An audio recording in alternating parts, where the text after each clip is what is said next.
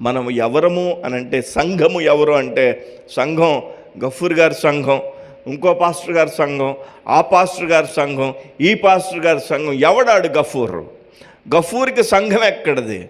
లేదు, సంఘం ప్రభు అయిన యేసుది. హల్లెలూయా!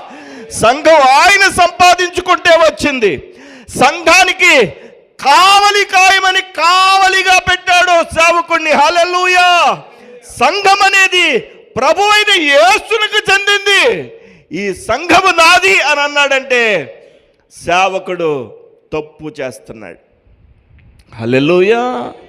ఇప్పుడు గమనించాలి, ఈ దెబోరా అనబడినటువంటి అర్థం, తేనెటీగా అని అర్థం కలిగినటువంటి దెబోరా ఎలాగైతే తేనె పడుతుందో, సంఘములో ఉన్న వారందరూ దెబోరాలై సంఘము మధురాతి మధురమైనటువంటి